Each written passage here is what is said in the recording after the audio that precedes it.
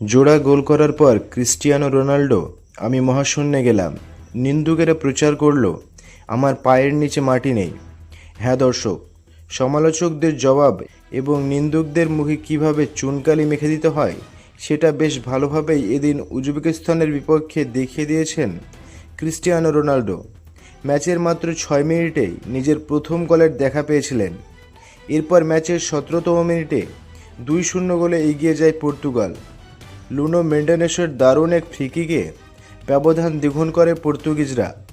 সবাই ভেবেছিল Ronaldo free kick নেবেন, কিন্তু সবাই ভাবলেও শেষ পর্যন্ত রোনালদো দলের জন্য নিজেকে স্যাক্রিফাইস করেছেন এবং মুহূর্তেই তিনি ইশারা দিয়েছেন, যে ইশারায় ম্যান্ডেস জোরালো শট নেয় এবং সবাইকে চমকে দিয়ে গোল করে পর্তুগাল।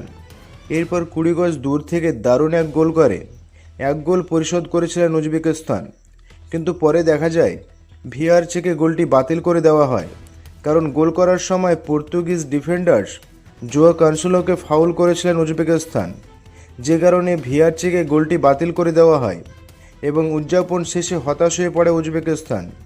এরপর ম্যাচের 39তম মিনিটে একেবারে দারুণ এক ফিনিশিং দেখালেন পর্তুগিজ তারকা। ব্রুনো ফার্নান্দেজের পাস থেকে দারুণ ফিনিশিং, নিজের দ্বিতীয় গোল, পর্তুগালের হয়ে তৃতীয়।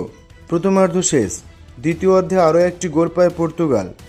তবে এবার উজবেকিস্তান আত্মঘাতী এক গোলে এক হলি গোল হজম করে বসল। ম্যাচের 60তম মিনিটে কর্নার থেকে আসা বল বক্সের ভেতরে জটলা তৈরি হয় এবং রোনালদো উজবেকিস্তানের ডিফেন্ডাররা গা ছুঁয়ে দিলে বল জালে জড়ায়। উজবেকিস্তানের অবস্থা একেবারে নাজেহাল তৈরি হয়েছিল, আর পর্তুগালও গোল করতে চায়, তাই খেলার ধাঁচেই সেটা বোঝা যাচ্ছে। গোলটা হয়ে গেছে অটোমেটিকলি।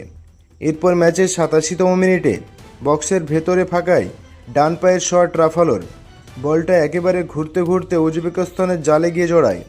রোনালদো একটু সামনে দাঁড়িয়েছিলেন, তবে তাকে না দিয়ে নিজেই শট নিয়ে ফিনিশ করেছে রাফায়েল। তাতে পর্তুগালের 5 উজবেকিস্তানের 0। একেবারে অবিশ্বাস্য এক ম্যাচ দেখা গেল এদিন।